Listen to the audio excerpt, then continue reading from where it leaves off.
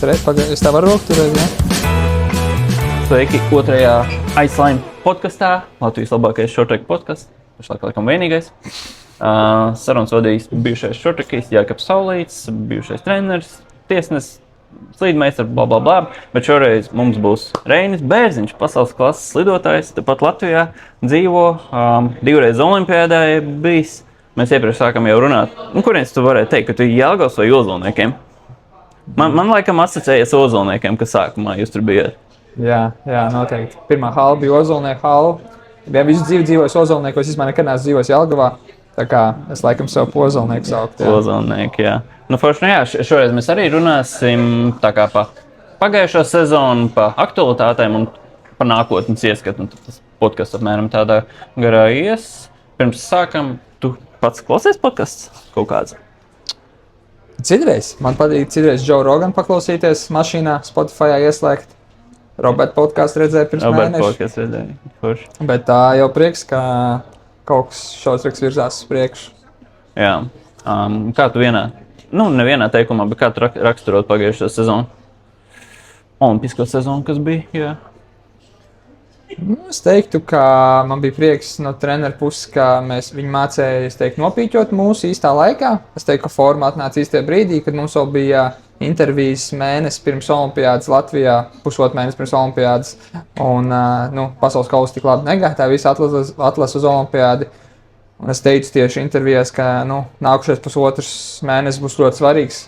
Manā gatavošanās posmā, un es teiktu, ka pat to pusotru mēnesi izdarījām labāko, ko var izdarīt, un es teiktu, ka tā arī labākā forma iekrita uz olimpiādi. Jā, arī uz pasaules čempionātu, bet, uz olimpiādi, es teiktu, mēs bijām vienā no retajām komandām, manuprāt, kuru spēja dabūt to pīķi īstajā vietā, īstajā laikā. Tā kā es teiktu, par to man bija prieks, protams, individuāli rezultāti, kaut kāds man tā neveiksmes svītra vēl valkās līdz no pagājušās sezonas. Īsti nezinu, nevar varbūt izskaidrot kāpēc, un tik daudz neizskaidrojami brīži, bet tā īsumā kaut kā, protams, nav tā, ka es baigi būtu apmierināts ar rezultātiem arī šajā sezonā vai pēdējo 2 gadu laikā, bet formas ziņā es jūtos labi. Jā, man liekas, kaut kā varbūt viss tavs sezonas rezultātos un tā nemaz nepamanīja. Tu pabeidzi pasaules čempionātu ar 8. vietu 1000 metros, pareizi? Man tāds vienkārši, tiešām tu noslidoji, nebija baigais tās, bet man liekas, tas diezgan liels sasniegums, pasaules čempionāts, un kā tu to skrējienu vai dienu varētu nokomentēt? Zini kā, man tas sajūtas bija ļoti miksēts, jo, ja tu atceries, man tagad es trenēju pirms kaut kādiem 5 gadiem, tas varētu būt, kad es pirmo reizi iekļuvu pasaules čempionāta A finālā, un es arī izcīnīju 8. vietu, jo tajā finālā bija 8 cilvēki, un tad man bija kaut kādi 19 gadi.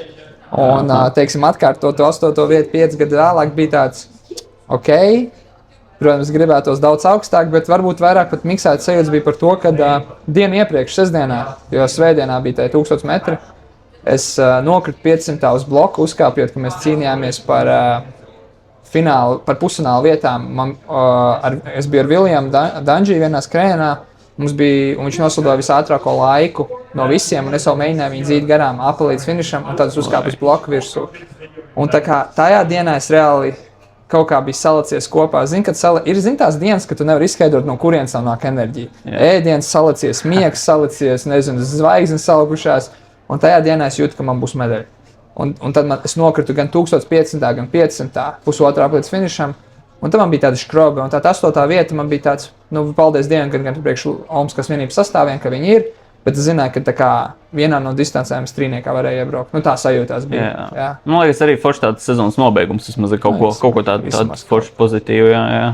Nīderlandiešiem trenējies 2 gadi bija, vai ne, tagad notrenējies ar viņiem? Sanāca tādi varbūt nepilni, tādi no augusta sāk trenēties, bet pusotrs, jā. Un Haralds pievienojās pagājušajā sezonā, vai aizpagājušajā jau bija? Es neatceros, viņš 2 tieši ar mani laikā. Viņam sanāca bišķi agrāk, tur es augustā pievienojos, viņš pievienojās jūnijā, ja nemaldos. Mums sanāca palielam vienā laikā. Es attoreiz redzēju, man tāds, forši, man tā sajūta bija tā, kā jūs tādā Red Bull komandā 2 tikuši, un tagad baigā sakatība. Jā, pieminējām Haraldu Nīderlandiešu, tad es arī Haraldam uzdevu jautājumu, tā kā priekš tev. Kas ir mainījies tavā uztverē, tā kā pa uzvaras recepti aizvedot pēdējās 2 sezonas? Šo gan jau pats zina atbildi. Viņš jau man bija blakus visus pēdējos 2 gadus. Nu, es to varētu bišķi tā kā garāk atbildēt tādā ziņā, ka pēdējos 2 gados es mēģināju atrast tādu, es nezinu, kā lai parasti pateikt, ka kaut kādu maģisko rādījusu. Es domāju, ka būs atbilde kaut kā maģisko svaru sev, tur, teiksim, tās odziņas meklēju, ja? Es tur izmēģināju visādas diētas, es tur svēros katru dienu, tur nelietoju cukuru 8 mēnešus, īstenībā no pagājušā gadā aprīļa līdz oktobrim nelietoju cukuru vispār, līdz Omaskā atlasē. Un, vai pat mārta, nu kaut kā tā, vienisāns diezgan garu periodu nelietoju, un es tur mēģināju eksperimentēt es izmēģināju pēdējo 2 gadu laikā pilnībā visus iespējamos slidu brandus, visi, kas ir šortrakā. Izmēģināju 16 dažādas rādījusus pēdējo 1,5 gadu laikā. Visus iespējamos lociņus izmēģināju. Un atradi? Zinu, kur es atgriezos. Snāk Eiropas čempionāts notika 2 nedēļas pirms Olimpiādas. Un es, kad pēc Olimpiskās atlases, kad sapratu, ka es biju diezgan vīlies pēc atlases un ka man viss sabruka bedrē, es visu tā kā morāli palaidu vaļā. Es sāku ēst kūciņas, es neiespringu par miegu, es arī visu vasaru biju nogulējis pilnībā katru dienu 10:30. Es neļauju sev tā kā, es biju uzlicis modinātāju katru dienu uz 10 un 10:30 man bija acis ciet. Un es biju nenormāli lielā tā kā tunnel vision fokusā. Yeah. Un man likās, ka tas ir tas, kurš man atnesīs olimpisko zeltu. Un atbildot tad uz to Haralda jautājumu, tad man beidzot sāka lietas likties kopā pēc pasaules kausiem, kad es visu palaidu. Sāku gulēt tur 1 dienu 2, uz sajūtām, gāju ēd, ko es gribēju. Tīri uz sajūtām, ko man ķermenis prasīja, ēdu. Es atgriezos uz slidām, ar ko es slidoju 2 gadu atpakaļ uz skatekiem. Es atgriezos uz rādījusu ar pašu pirmo, ar ko es slidoju Polijā. Visu, ko es biju nopircis, izmēģinājis, visu noliku malā. Un beidzot kaut kā viss sāka likties tādā kopā. Es Eiropas čempionātā jau jutos, man ir labāka forma nekā bija visu atlasi. Aizbraucu uz Olimpiskām spēlēm, un es jau treniņos, jau treneri nāca klāt. Viņi saka, tu īsties ļoti labi šitos 2 gados neesi izskatījies. Un ar katru nedēļu palika arvien labāk un labāk. Un īstenībā mēs bijām Bormio pirms Olimpiādas nedēļu. Mēs uztaisījām time trial 1000 metros. Un mēs nosūdām identiskā laikā ar Jensu. Jā, tas sūtīja. Un man bija tāds, ja šis čāls ir šobrīd, tā kā, teikt, pirmais pasaulē, un es ar viņu nosūdot var vienā laikā, kas nekad līdz šos 2 gados nebija noticis, un tāds, es laikam kaut kā esmu uz to pareizā ceļa. Un tad Olimpiskās spēļu laikā man bija diezgan, es centos turpināt to palaist, tā kā neiespringt kā uz pagājušo Olimpiādē, tur zinu katru dienu, cik es ēdu, ko es ēdu, cikos es ēdu. Es centos visu to olimpisko ciklu nodzīvot tā, kā es biju nodzīvojis pēdējos 2 mēnešus. Un tad atbildot uz to Haralda jautājumu, jā, laikam ir tā, ka, ja galvā tu jūties, vismaz man tas tā strādāja. Man liekas, ja es galvā palaišu savu viegli, tad man tas viss pārējais iet viegli. Un tā, līdz es pārāk daudz pārfokusējos, man viss iet uz kaut kā, es nezinu, vai tas viss, es nevaru teikt, ka tā ir pareizā, tā teiksim, etiķete, bet priekš manis man tā šī sezona tā izskatījās. Jā, katram jau savu kaut kā tā vietiņa jāatrod. Jā. Bet, jā, Nīderlandiešiem jāpiemina arī Jens, kurš ieguva 3 zelta medaļas Olimpiādē un 1 bronzu, laikam 500 metros. Retā iespēja, man liekas, ka vispār var trenēties ar tādu augstu klasi. Parasti vai kanādieši vai korejieši tur topos, bet jā, Nīderlandieši pielikuši baigi daudz spēka pēdējos gados. Un kā bija trenēties ar tādu, nezinu, kā lai raksturo, nazi var teikt. Man liekas, es viņu redzēju, ka viņš Olimpiādē priecājās pēc finiša. Viņš tā ritīgi priecīgs. Un tāds, tu visu sezonu slido pirmais jau 2-3 gadus. Tad, man liekas, tas nav pārsteigums, kā viņš noslidoja, bet kā tev viņa trenēties bija un viss tas vibes Nīderlandē?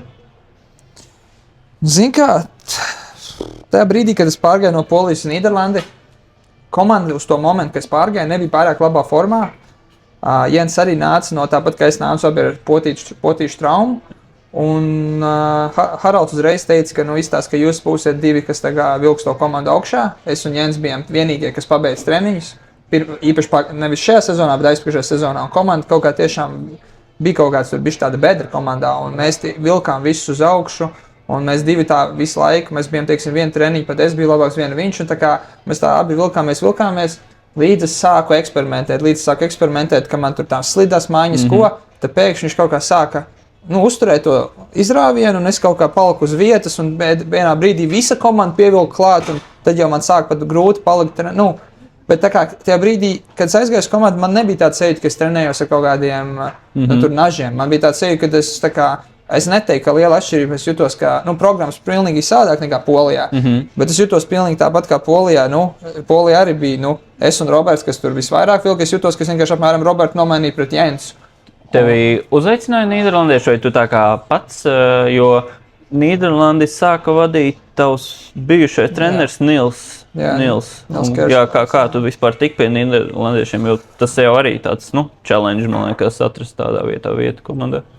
Kā es pirms tam biju trenējies Utrechtē, kad es biju jaunāks ar Nilsu, kad viņi iekļāvā, tajā brīdī, kad viņi iekļāvā par izlases treneri, es vēl trenējos Polijā, bet viņš jau man katru pasaules kausu, mēs labi uzturējām labu kontaktu, viņš man katru pasaules kausu nāca klāt un teica, nākamā sezona nāks, viņš mēģināja visu laiku dabūt mani pie seviem, jo viņš zināja, ka man ir labā darba ētika, viņš zināja, ka es arī, ka tā komanda uz to brīdi bija tādā bišķi bedrē, un viņam vajadzēja, ka es bišķi palīdzēs viņus pacelt augšā, to pašu Jensu, jo Jens nāca no traumas. Un tāpēc viņš ļoti, ļoti gribēja mani tur dabūt, un tad viņš, es sākumā tur sākumā atteicu, bet tā, kad tur Haralds aizgāja, man bija tāds, varbūt ir laiks, 2 gadi līdz olimpiādei, varbūt ir laiks tad paņemt to piedāvājumu, un tad viņš arī iedeva to, teiksim, viņš ļoti paspieda to Nīderlandes augšgalu cilvēkus, lai mani ņem apmēram tur pa maksimāli mazām izmaksām vai ko. Un tā arī mēs nonācām tur. Teiksim, viņš jau man gribēja pat ātrāk. Es saku, viņš jau man gribēja jau no 2 gadu atpakaļ. 2 gadus tur bija, viņš gribēja vēl 2 gadus iepriekšā mani. Bet tad kaut kā mums salikās viss. Tad pa lielam varētu teikt, tu tā kā palīdzēji nīderlandieši pavilkt. Izklausās tā, to komandu viss.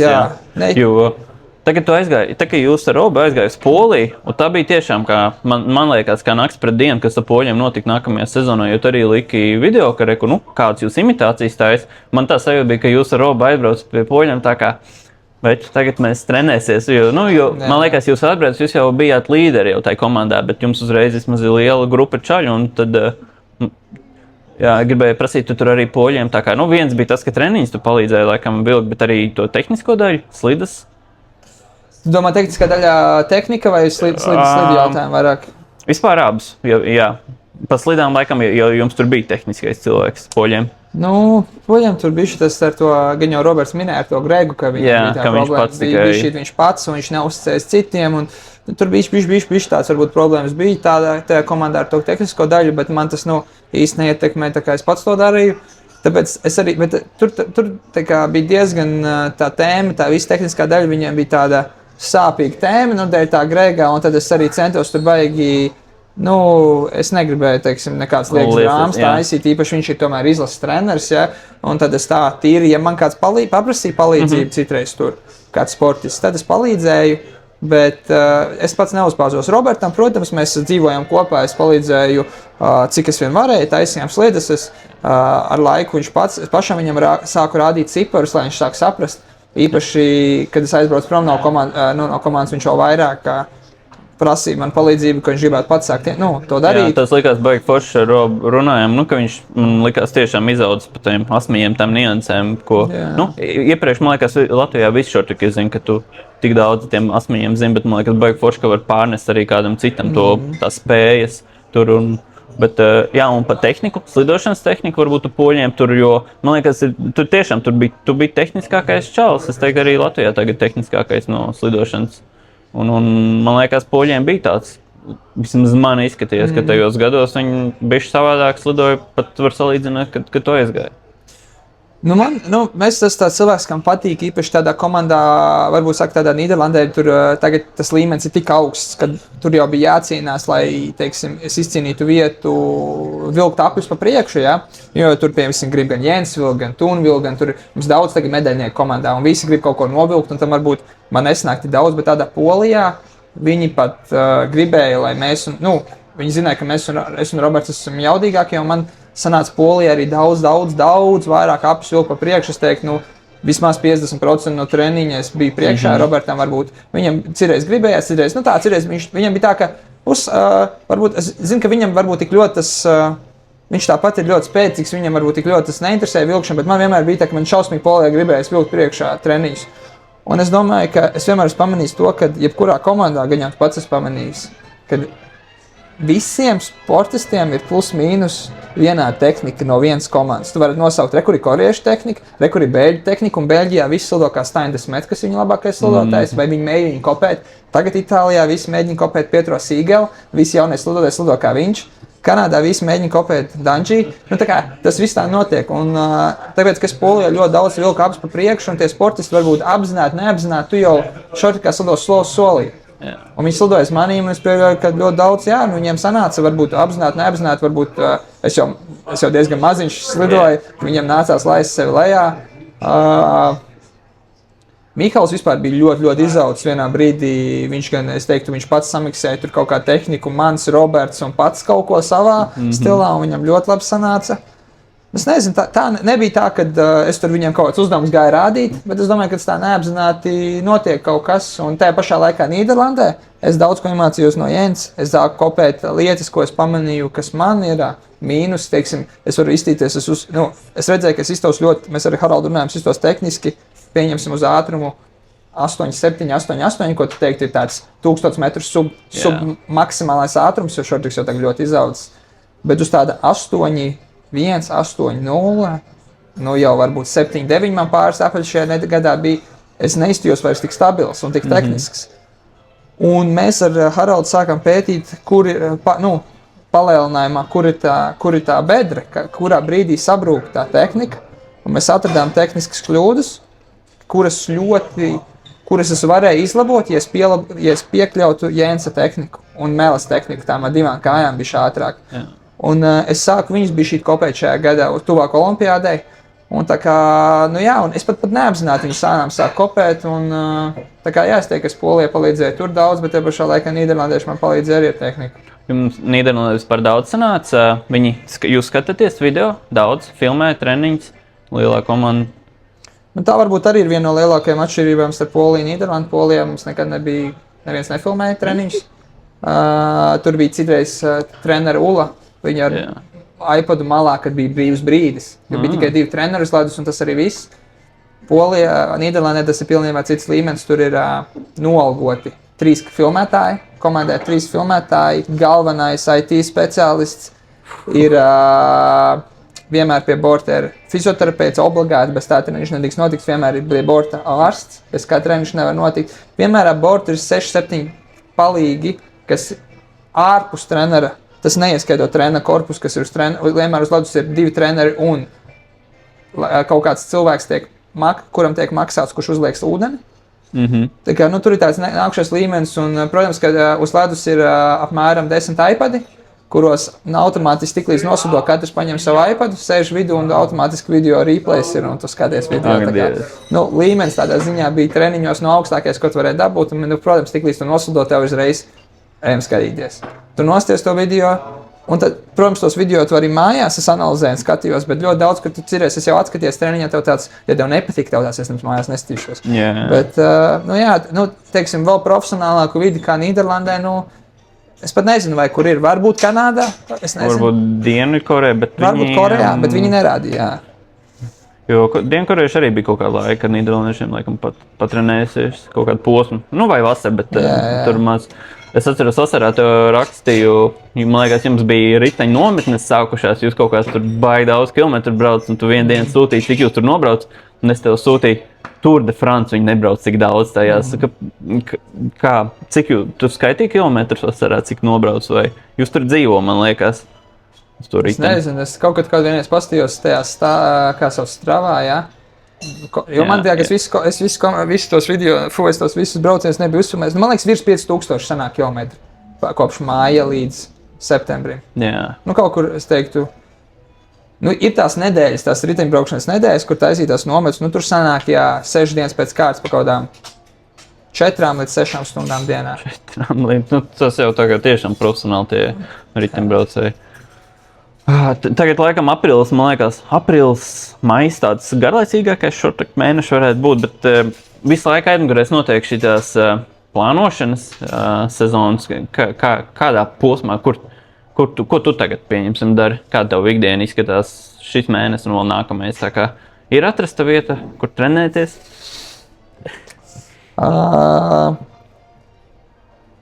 Nu, teiksim tā, man liekas arī tas, ka ir,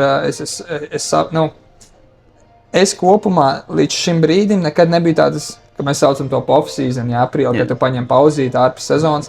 Es nekad līdz šim nebiju ņēmis, man vienmēr bija tā doma, kad es atbraucu no pasaules čempionāta, es esmu nonācis līdz kaut kādam līmenim, un ja es tagad atlaidīšu, tā kā es, piemēram, nokritīšu. Man es vienmēr atbraucu mājās, pagaidu 1-2 dienas, tas paņem brīvs pēc sezonas, un uzreiz sāku skriet, mīt riteni, tur fizisko. Un tas šīs ir tāda pirmā off-season, kur es tā kā sapratu, ir olimpiskais cikls noslēdzies, un es tā kā gribēju palaist bišķi vieglāk, un es, teiksim, šo mēnesi tiešām paņēmu ļoti viegli, un tur es aiztaisīju pāris svaru zāles uztaisīju, un tur šodien pirmo reizi riteni izminu, un tad man, teiksim, tā ikdiena bija, tagad mēnesi tik pagājis, kopš pasaules čempionāta, es biju paņēmis tādu tiešām mentālo pauzi. Bet, tagad sāks lēnām fizisko likt klāt, riteni biežāk, kādu dienu, kādu treniņu, svaru zāli, ko. Un tad jau gan jau uz jūniju vajadzētu sākt, uz māja beigām vajadzētu jau skatīties, kur slidot.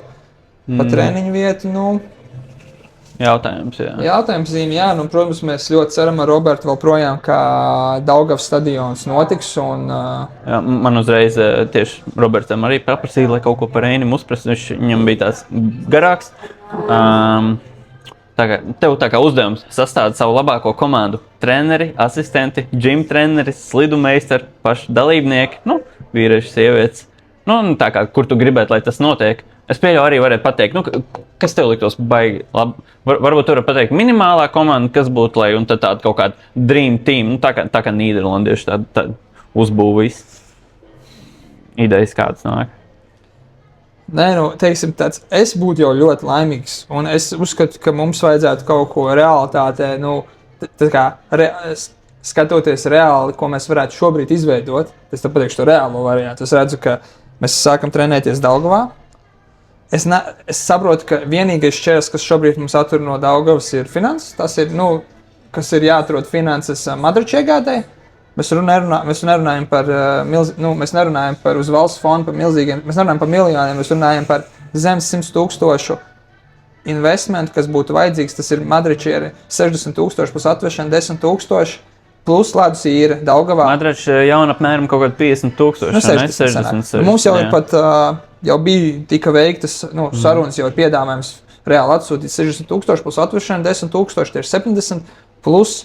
Mēs arī bijām runāt ar Daugavas stadionu, cik izmaksātu stunda īre vai pusotra. Un tur vajadzētu vēl kaut kādus sezonas fondu 20,000 ledus īrē. Mēs runājam zem 100,000, lai izveidotu jaunu, es negribu teikt jaunu sportu Latvijā, bet jaunā vietā, galvaspilsētā. Padomāt, cik skolas ir Rīgā. Es teicu, ka es esmu gatavs Robertu pastaigāt pa skolām. Es domāju, mēs nedēļas laikā varētu 200 bērnus savākt, ja mēs gribētu. Tas ir, mums ir olimpiskā medaļa, Robertam ir olimpiskā medaļa, tā kā tas ir pirmais, labāks moments, ka šis, lai kaut ko izveidot Latvijā, nekad nebūs. Treneru daudzums arī liekas jau, ir savu čupiņu izveidojusies apmēram. Jums ar beļģiem kaut kādas sarunas, kaut kas bija, Roberts arī bija minējis, tā kā nav. Citām valstīm varbūt tās, man liekas, to Horvātiem. Nē, bija runa par beļģiem, ja mēs izveidotu to saucamo MUBU pēdīgu sistēmu, kustošo Madriču sistēmu, tad beļģi būtu gatavi braukt pie mums, varbūt iespējams uz visiem 4 gadiem parakstīt līgumu, trenēties mums. Protams, mēs saprotam, ka, ja veido kustošos Madričus, tur tas ir bišķīt vēl liela. Ja mēs nevaram, mēs šobrīd izstāst, ka ir problēma izveidot vienkāršo variantu, ko es teicu, tad to variantu izveidot ir vēl sarežģītāk, jo tad ir jāatrod vieta, kur pārlikt tos slidotājus, hokejs, sporta, bērnus, kas ir zem sporta skolām, kur viņus likt. Kā sabīdīt, protams, es uzskatu, mums ir daudz daudzdāsdotāji, un, it kā jau īstenībā varētu visu daudzdāsdotājs sabīdīt uz to vienu halu un visu šortrikistu un visu, un es domāju, ka tas laika būtu aizpildīti, bet tikai tādā gadījumā beļģi braukt. Savādāk viņi nebrauks, un ja šobrīd mēs runājam vienkārši par parastu Madriču iegāju, tur viņi nebrauks, bet es teiktu, ja Agne un Kāls, kamēr viņi šobrīd ir šortrikā, viņus iecelt pa treneriem. Es domāju, ka atsevišķi šobrīd uz šo konkrēto brīdi mums nevajadzētu slidu speciālistu, jo mums vajag mums ir tu. Es noteikti būtu gatavs palīdzēt, un mums ir mums vajag maksimāli lētas izmaksās to darīt, un man nekas nav jāmaksā par to. Un viņus ielikt pa treneriem, nopirkt madračus, Norvēģi būtu interesēti braukt pie mums trenēties, salikt, cik vien varam slidotājus šobrīd no Latvijas, tas ir Linārds, Māris, es, Roberts un varbūt kaut kādus vēl tur kur jaunieši no Ventspils, kas ir labākie, tur 2, cik es zinu, vai un vēl no Jelgavas kāds tur 1, 2. Un Norvēģis, un tā izveidot to centru, un tad jau katru gadu visticamāk, ja viņš strādātu, tad jau arī iespējams valsts varētu vai pašvaldības vai izglītības ministrija piešķirt lielāks līdzekļus, mēs varētu kaut ko sāna attīstīt, vairāk piesaistīt vairāk cilvēkus vai tā. Šobrīd arī Rīgā mums ir labi iespēja izmantot Olimpiskās vienības statusus, tā teiksim tā, un mēs varētu piesaistīt gan zāles treneris tic no Olimpiskās vienības vai izmantot svaru zāli Olimpiskajā vienībā, izmantot fizioterapeitus ārstus, doktorē Laila, kas bija līdzi mums, man un Robertam uz Olimpiskām spēlēm. Viņa teica, ka būtu interesēti sākt veidot ar mums jau specifiskākus riteņu testus. Viņa teica, ka viņi būtu gatavi pat, ja tas notika Daugavas stadionā nākt, ņemt mums pienskābi treniņa laikā, teiksim, iesaistīties tajā procesā. Un jebkurā ārzemēs, kur mēs būtu, nekad mums ar mani un Robertu mēs tīri būsim vienmēr sparring partneri. Mums nekad neviens tā kā neattieksies pret mums tik nopietni, neviens mums tur nepētīs pienskābes mums un testus un teiksim, jā, tā. Bet arī Eiropā ir tas, man liekas, tādiem horvātiem labiem slidotājiem, Ukraiņiem, man liekas, ir tie daži slidotāji, un viņiem īsti nav tās vietas, viņiem, man liekas, ir finansējums, kur trenēties. Man liekas, Nīderlandē bija tagad tāds centrs, ne tur Anna Jansona pa sezonu nebraukāja, un viņi tur. Jā, Excellence centrs, viņš skatās International, zem ISU Excellence centrs. Un viņš tagad darbojas cauru gadu tur? Jā, viņš sāk pastāvēt kaut kad tā, kad es aizbraucu uz Nīderlandi, 2 gadu atpakaļ, jūnijā. Viņš šobrīd 2 sezonas, tur, cik saprot, notiek, viņiem tas līgums ir ar ISU laikam sezonu uz sezonu. Viņš šobrīd 2 gadu nostrādāja, ļoti labi nostrādāja, bija pilna grupa, virs 20 slidotājiem. Un redzēs, cik es saprotu, ka viņš turpinās pastāvēt un ka tur viss diezgan labi iet uz priekšu ar to. Jā, man varbūt viņam bišķiņ liekas tas tāds, nematēja līmeni, bet varbūt viņi nepieiet tik nopietni tā kā jau uztais atsevišķu komandu. Jo tā, kad jums bija Jelgava arī liekas tāds, jā, šis ir tā kā jūs ejat uz lielajiem rezultātiem, nevis, priekš Danūbijām. Bet, te redzēs, tā nākamais. Tu biji 22. gadā. Pekinā notika Beijing olimpiāda, un tagad bija Milānā, bet tā lielākā atšķirība toreiz bija Covid laiks, un tagad bija normāls laiks. Ir ko salīdzināt? Bija atšķirība, jo jums jau tur tā abos gadījumos, man liekas, apsardzes un viss tas diezgan kontrolē to vidi. Bet, Jā, protams, tur tā varbūt apsardzes jautājumos tur nekas nešķīrās. Es teiktu, ka, pieņemsim tas, kad notika olimpiāda slēgtā vietā Ķīnā, viņi bija parūpējušies, Olimpiskos ciemats bija daudz lielāks. Mums bija ciematā daudz vairāk ko darīt, un, ciemats bija daudz ievērīgāks Ķīnā. Un atkal Milānā, protams, bija tā forša, ka tu vari tiklīdz beidz olimpiādas, vari aizbraukt līdz pilsētā, apēst saldēm, izbraukāt ar riteni pilsētu. Tā kā brīvībā justies, aiziet ārā. Un tas, ka skatītāji, protams, to nekad laikam sajūtu, kādā ir olimpiskajā spēlēs iziet uz hallē, kur ir pilnībā pilnas tribīnes, un cilvēki ir tik skaļi. Labi, tajā brīdī, ja tu nofiksējies, tu par to baigi tā nedomā, bet, kad tu pasties no malas, tur ir normāli iet vaļā, un Ķīnā no tā visa nebija nekas. Tu izēji kā uz olimpisko treku, un tev apkārt nav cilvēku. Tā grūti sakonektēt to olimpisko sajūtu laikam ar to, ka tur neviens nesēž.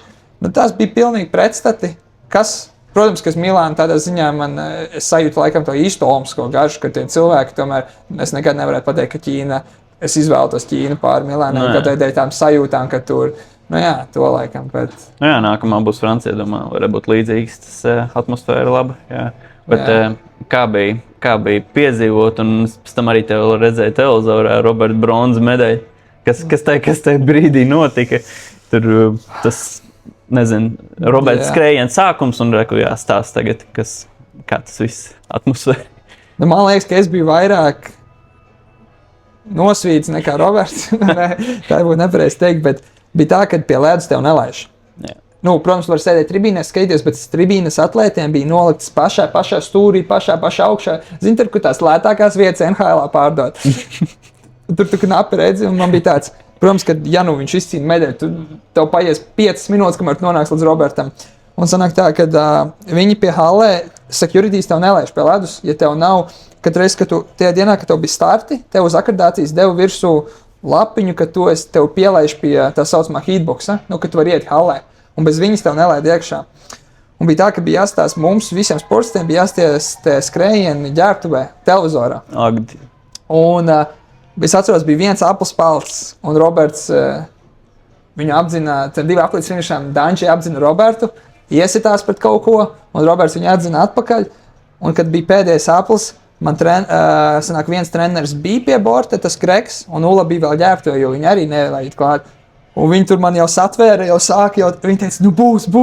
Mēs jau tur jau tāds skaņums, tur jau bija tā kā apmēram, viss sāk kliegt, viens aplis, un kad bija pusaplis, es kaut kā ticēju, ka viņš nenokritīs te pusapli, es jau skrēju, tā kā es skrēju pa koridoru, un atceros, es izskrēju cauri, securities tev tur es vienkārši izlidoju cauri, viņi man nenoķēra, es uzlecu uz bortu, un tad jau viņi, kad tu esi uz bortu, viņi tev neiztiek vairāk.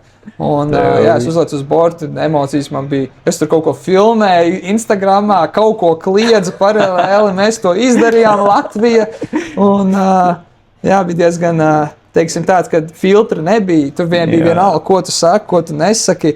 Es atceros, ka visi tur poļi uzkrita Robertam virsū, un tur Robertu nevarēja dabūt, Robertam tur Gregs viņu pie sevis rāja ko. Es atceros, ka Roberts vien brīdī, viņš tā kā tur pats nesprat, kas viņam tur sit pa galu, ko, un tad viņš pagāja malā, un viņš ieraudzīja mani, viņš atnāca pie manis samīļoties, un es atceros, ka viņam iečukstēja, neiečukstēja, es gan jau kliedzu, bet uz to visu fonu gan jau likās, ka es iečukstēju ausī, vecī, tu to izdarīji.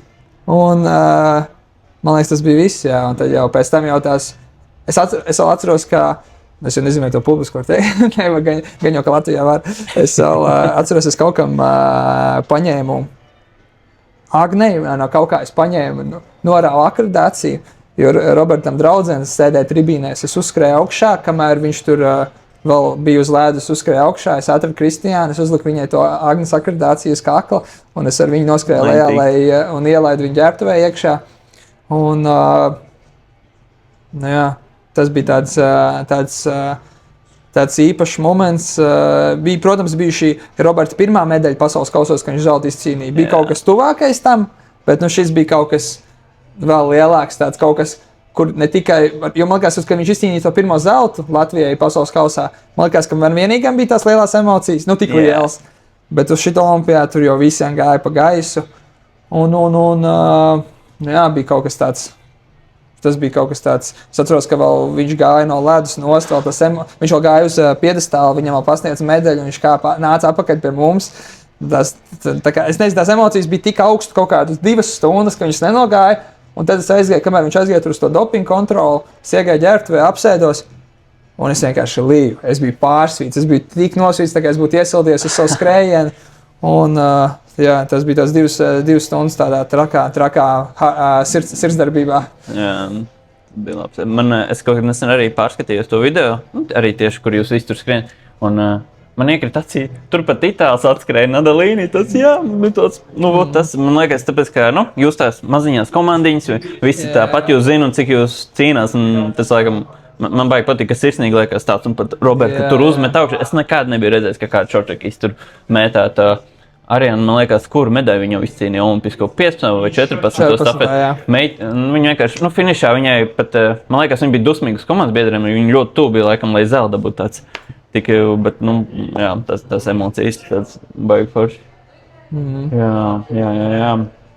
Tas vēl tālāk. Jā, nesen redzēju arī, laikam, pēc sezonas, vai kur kanādiešu inventāra meistars bija rīls uztaisīt. Man liekas, tu man arī atsūtīji, viņam tur prasīja, cik jums slidotājiem katram ir tā kā rezerves asmeņi? Viņš atbildēja 5 līdz 7.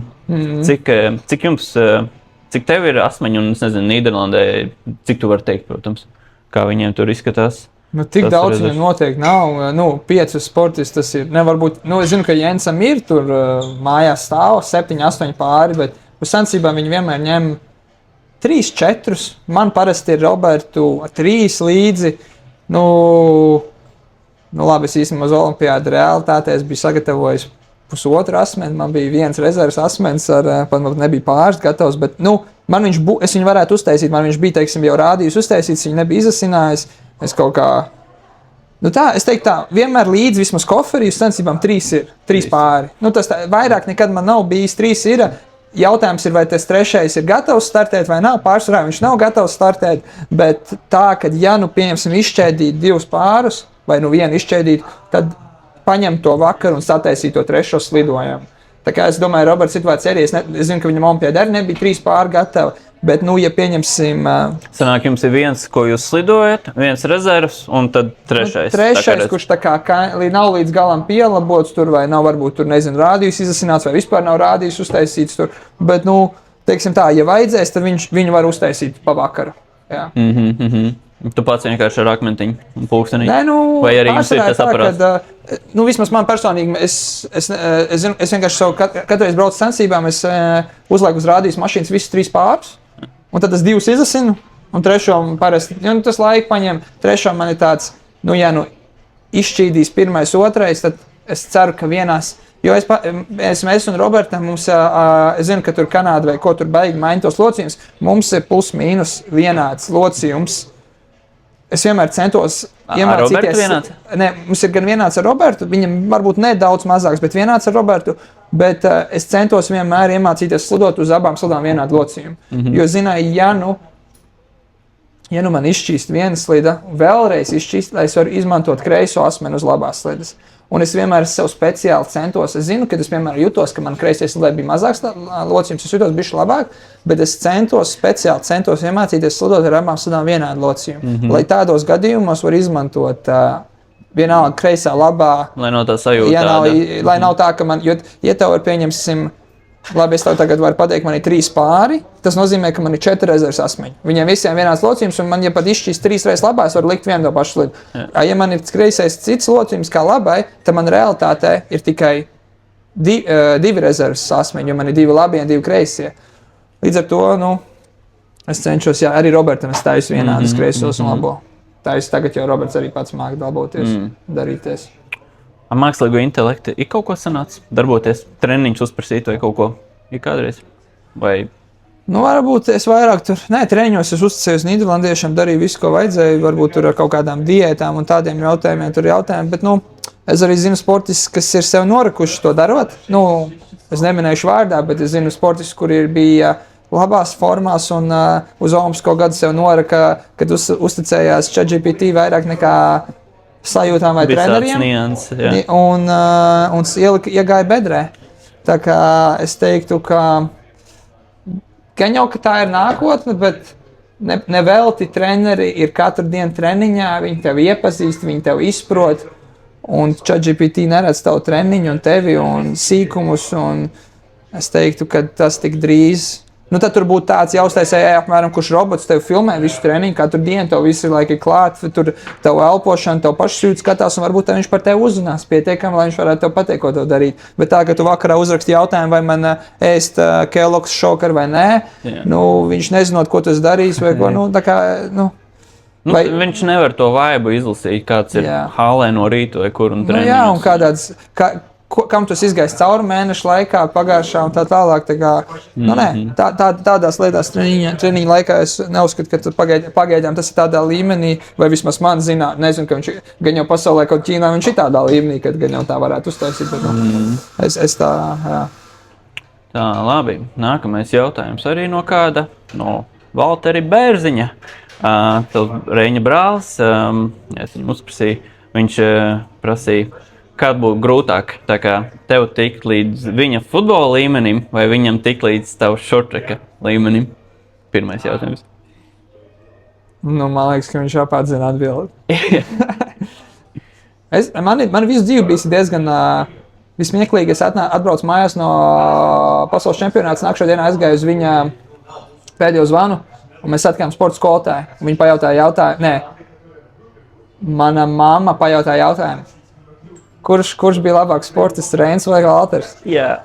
Un, jo mums bija viena tā pati sporta skolotāja. Un viņa atbildēja, ka viņai liekas, ka es biju tāds vispārīgāks, tāds, Jo man vienmēr ir diezgan labi sanākuši jebkuri bumbu sporta veidi. Nu, man, tā kā es nezinu, vai tā ir saistīta ar koordināciju vai ko, bet es esmu bijis pilnībā visos iespējamos sporta veidos no skolas sensībām. Volejboli, futboli, florboli. Un man vienmēr viss ir diezgan labi padevies, un es pat ilgi nevaru izdomāt, kur sporta veidu darīt, jo es biju Latvijas čempionātā ar volejbola komandu izcīnījies līdz Latvijas čempionāta finālam 2 gadus pēc kārtas. Man pasludināja abus gadus par Latvijas labāko spēlētāju. Man bija kaut kādi 12, 13 gadi. Es izdomāju, varbūt man jāiet volejbolu spēlēt, ja jau man tik labi iet. Tad florbolā man uzrunāja tur, bija uzrunājis viens treneris izlases kaut kāds. Pēc kaut kādām sensībām. Es ilgi nevaru izdomāt, ko, es jau šortki ilgi nodarbojos, bet vienā brīdī man sākās jaukta galva jo vienmēr likās bumbu sporta veidi tādi interesantāki. Un tad es, atbildot uz to jautājumu, man liekas, ka es Valteru līmeni noķertu pusgadu laikā. Nav labi jaukajos, nē. Visu cieņu Valteram, viņš ļoti labi spēlē, es domāju, ka viņš ir tiešām ļoti labs futbolā, bet, es nedomāju, ka šortreks ir no tiem sporta veidiem, kur tu vari atnākt 16 gados un sasniegt pasaules top līmeni. Tas ir tomēr korieši lido no 2-3 gadu vecuma 4 stundas dienā. Ja tu esi klausies koriešu intervijas, Klanks saka, ka viņi jau no bērnības lido 4 stundas dienā ledu un tad vēl fizisko pavirši taisa. Kā tu vari īsti konkurēt, atnākot 15, 16 gados vai Valteram, manam brālim, viņš jau 18 gadi, viņš atnākot uz šortreku, es nezinu, cik augstu var paspēt aizcīnīties. Otrs jautājums no Valtera. Kurš no jums uzvarētu 100 metru sprintā? Gaņam, ka Valters. Tomēr futbolists, tomēr skriešana viņam tiešām daudz labāk nekā man ir. Es tāds švaks skrējējis. Kopš skolas laikiem beidzis skrietājs. Es tagad tipinu gan jau uz visu fonu. No fona, jā. Tā, nākamais jautājums no Agnes. Jāgavs tagadējais treneris. Cik šodien redzēji 11? Daudz. Šodien 11 grādi. Tieši pirms, kad mēs nācām iekšā viesnīcā, 11 grādi bija ārā. Daudz 11 redz apkārt. Laikam dzīves labs periods sācies. Tev labāk patīk ziema vai vasara? Silts vai augsts? Laikam ziema. Zini, kā ir? Tu jau zini, ka latviešiem zāle vienmēr ir labāk otrajā pusē, kad ir ziema, tad gribās vasara, un kad ir vasara, gribās ziema. Kad vasara pienāk, tad pēkšņi parādās, kā sauc, kukaiņi, parādās tie odi, tad pa karsti ir. Ziemā liekas, pārāk augsts, vajag to skaisto saulīt. Kā kur reiz, teiksim, kā kur. Man īstenībā ļoti patīk pavasaris. Man patīk pavasaris, ka tā no drūmuma parādās saulīte pirmā, ko tu ilgi neesi redzējis, un tad tev ir tāds wow! Un man vēl patīk tāds laiciņš ārā, kā tagad ir 11, 12 grādi, ka tu vari staigāt ar hūdiju, un tu nesvīsti, bet tev nav arī pārāk augsti. Es teiktu, pavasaris laikam mans mīļākais gadu laiks. Ļoti labi. Jā, manā siltais patīk. Man senāk ziema patīk, bet tagad tas siltais. Tā, kas man tad palika? Tā, no Indija, kurš tev no šortrekistiem tā kā ar potenciālu izskatās, kurš varētu būt nākotnē izšaut? Ir kāds Latvijā tā orientējies? Latvijā? Es domāju, var gan Latvijā. Pasaulē, man liekas, tas Dienvidkorejietis tagad ir izšaus 18-gadīgais, tas laikam. Bet Latvijā ir redzējis, saticies ar jaunajiem? Ir, es Ventspilī neesmu redzējis, bijis un neesmu redzējis nevienu. Jelgavā ir visādi maziņi talantiņi tiešām, kur redz, ka 8, 9, 10 gadīgi un slido tik smuki un tā tehniski un tādas sajūta. Tur ir tādi grupiņi, man ļoti, ļoti patīk, kā viņi slido, bet vai viņi izaugs, tas ir tik atkarīgs no tik miljonus dažādiem faktoriem, vecākiem, vietas, pašiem un nekad tu nezināsi, kurš izaugs. Tas pašs par to pašu korieti, ko tas runāja zvaigzni. Viņam ir cik tagad 18 gadi, jā? Ir bijis vēl lielāks talants tā Čoi. Viņi 16 gados vinnēja pasaules čempionātu. Viņi 15 un 16 gados vinnēja pasaules čempionātu. Viņi arī vinnēja olimpiskās spēles tā vēlāk. Bet tu labi redzēji, kā viņai gāja trauma 3 gadā ārā, trauma 2 gadā ārā. Korejā viņus tā pārtrenē, kad mēs ar Robertu mēs šortku esam iesaukuši kā visus tos lielās zvaigznes, mēs viņu esam iesaukuši kā 2 gadu čempioni. Es nezinu, vai tu esi pieredzējis, bet mēs neesam pieredzējuši nevienu tādu izteiktu čempionu, kurš noturās ilgāk tajā top 1 kā 2 gadi. Tātad Park Ji-wons noturējās 2 gadi, pazūd uz 2 gadi, bet netiek komandā. Tad parādās Danģī, iztur 2 gadi, šogad sāk iet lēnām lejā, medaļas vairs nav. Labi, vienkārši mēs pamanījuši, ka ir tādi 2 gadi, ka tu vari noturēties top līmenī, un neesam redzējuši neviens pasaules, šobrīd līdz šim nav vinnējis 3 pasaules čempionātus pēc kārtas. Tā vienkārši bija. 2 gadi noturās, un tas līmenis šortkā ir tik augsts šobrīd, kad man liekas, tu fiziski nevari vairs noturēt to formu tādā top līmenī ilgāk kā 2 gadi. Nu, Jens ir jautājums zīme, jo Jens ir viss. Bet viņam arī bija tā bišķiņa pauzīte ar to potīti, ka viņš, kas viņam tur bija, viņš satraumēja vai vienkārši viņa no slodzes bija? Saiti, viņš tur pārplēs, viņam bija operācija, tai saitē, bet, kad tu pateiksi, Jens kaut kāds zelta pasaules kausā izcels, bet to tu nevarētu nosaukt par, kad tu izcēli vienu zelta pasaules kausā, tu nevari viņu nosaukt par numur 1 slidotāju. Viņš pabeidza sezonu pagājušajā gadā ar numur 2, tātad, Danģī bija izteikts čempions. Un Jens, šī ir pirmā sezona, kad viņš ir reāli savu vārdu izsits ārā. Tā ir pirmā sezona, kad Jens ir parādījies. Pagājušajā sezonā 1 zelts un tad 3 pasaules kausa bez medaļām. 1 zelts, viņš bija ļoti nestabils, bija bedres augšas lejas. Šogad viņš ir izcēlis olimpiādē savu vārdu, pasaules čempionu, dabūja medaļas, bet viņš ir vislielākais talants, ko es esmu redzējis šādi kā Jens. Zini, ja tu pajautāt jautājumu, kas ir vislielākā nozīme šortrekā, kura izturība vai tas vai tas, kā būtu Latvijas teikt efficiency? Efektīvākais? Jā, varbūt efektīvākais slidotājs. Es nezinu, vai Latvijasiski ir tāds vispār vārds līdzīgs, bet neviens nav tuvu Jens efficiency, neviens pasaulē neesmu redzējis tuvu. Jo, ja tu pasties Jensu fiziski uz zālē, uz ritens, skrienot, viņš ir vidējs. Viņš ir vidējs slidotājs. Uz pasaules kausa fona viņš pat nebūtu top 50 fiziskā formā.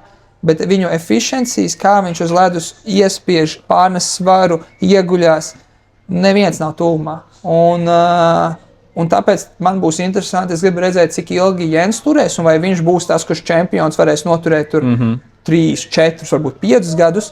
Jo viņu efficiencies neesmu redzējis ne Pārdživonam, ne Huangam, nevienam. Jā, man liekas, pēdējās 2 olimpiādēs sācies šitas arī Huangs uzvarēja. Tieši tā. Un paņēma pauzīti, un tagad atnāca apakaļ un arī dabūja. Jens nezinu, viņš arī varbūt ņem pauzi? Nē, Jens ir tāds, viņš teica, ka viņš neņems pauzi, kamēr viņam medaļas būs, viņš ies. Viņš teica, ka viņš domā, ka varētu vēl 2 olimpiādas izvilkt.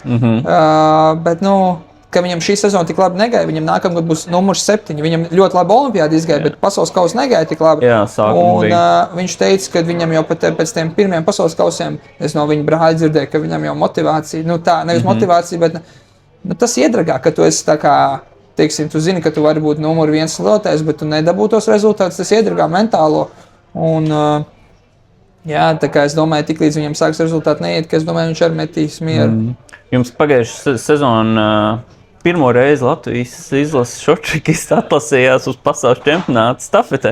Bet, Robertam Celīts un man nekas traks arī, ka jūs tur nenoslidoja, bet jums Eiropas, jūs, man liekas, pat bija cerības uz olimpiādu atlasīties, jo amerikāņiem kaut kas tur nobruka, un tur ļoti daudz valstiņas bija tuvu. Jūs arī, man liekas, bija tuvu, un man baigi patika Eiropas čempionāts.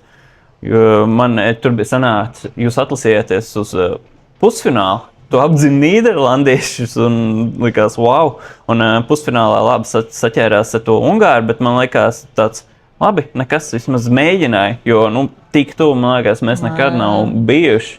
Līdz pēdējiem līkumam mēs bijām 2. vietā, kas ir kvalifikācija uz A finālu. Tas nozīmē, ka ja pēdējā līkumā es nebūtu Bardaku uztaisījis, tur es vispār tā situācija, es teiktu, ir ļoti uz robežu bija, jo viņš man izgrūda ārā pēdējā līkumā, un tāpēc es tā kā pa lielam varēju krist, bet es izdomāju, tur kā galvā nekritīšu, es cīnīšos līdz finišam, man iedeva finišā kicking out, pēc kā izlikt, tāpēc, ka es zināju, ka es viņu neizlikšu tā, es viņu nevinēšu, man likās, ka viņiem iedos diskvalifikāciju par to, ka viņš man izgrūda. Tur tāds ļoti 50-50 situācija bija, bet, teiksim tā, ja būtu tas pēdējais līkums bišķi labāk noslidots, bišķi gudrāk man galvā, tad mēs būtu A finālā, kas ir top 4, tāds nekad nav vēsturē bijis. Un finālā bija poļi, kurus mēs jau bijām vinnējuši pagājušajā skrējienā pa pusi apli.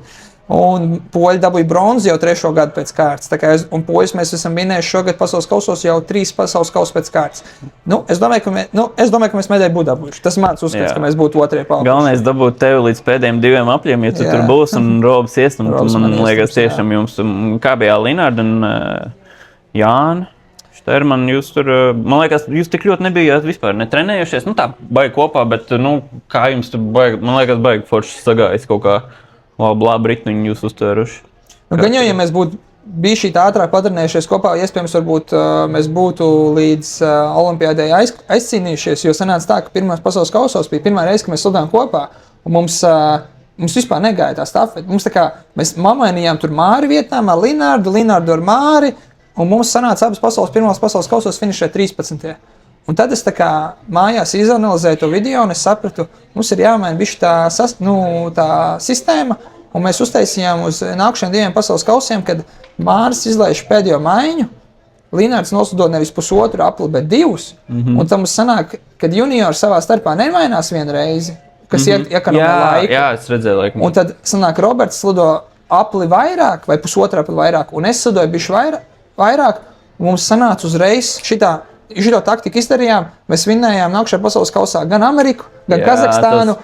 Mēs aiz ķīniešiem finišējām tikām pusfinālā pirmoreiz vēsturē, un mēs finišējām 7. Un ja mēs domājam, ja mēs tā taktiku mēs izmantojam arī nākušajā pasaules kausā un Eiropas čempionātā, un es domāju, ja mēs šito taktiku būtu noturējuši jau no pirmiem pasaules kausiem, es domāju, ka mēs būtu uz olimpiādu aizbraukuši. Bet jums ar Robu arī tā pieredze tik milzīga ir, un es domāju, tai stafetē tiešām jūs tur ļoti tuvu ar visiem tiem tur trakajiem varat. Pēdējais tās jautājums, kas tev ir, ko to gribētu tā kā sasniegt nākamie gadi, nākamā olimpiāda, vēl 2 olimpiādas varbūt, kāds rezultāts vēl gribētos vai kāda tavu mērķi nākotnes? Noteikti gribētos... Pasaules kausa medaļas ir, Eiropas čempiona medaļa ir, ja? Gribētos laikam pasaules čempiona medaļu un olimpisko medaļu. Bet es tieši ar šito runāju ar vienu cilvēku vakar, un es teiktu tā, jā, pieņemsim, es šodien beigtu karjeru, es uzskatu, es varu sev uzsist plecu, kad es domāju, man vienmēr bija sapnis, ka es negribēju karjeru, kamēr es nebūšu izcīnījis pasaules kausa medaļu. Tas man bija tāds sapnis, un teiksim, es nepārdzīvoties, ja teiksim, ar šādiem rezultātiem beigtu savu karjeru. Es esmu sasniedzis, es uzskatu, pietiekami daudz, pierādījis sev visu, ko man vajag pierādīt, nevienam citam man nekas nav jāpierāda. Bet, protams, ja atnāks tā pasaules čempionāta medaļa, un perfektā gadījumā, ja zvaigznes sastāsies un atnāks arī olimpiskā medaļa, tas būtu tāds kā bonusiņš, lai es varētu sev vēl vairāk uzsist plecu. Labi, es domāju, tas arī viss. Paldies, ka biji 2. podkastā. Līdz nākamajai reizei, ka kāds būs, un paldies, Vika, par filmēšanu, editošanu. Un jā, tā jau kaut kad vasarā varbūt nākamā sērijā kādu. Ko varētu mēs nākamo? Ir kāda ideja? Ar Agni? Jā. Uz Jālgavas jābrauc Vika.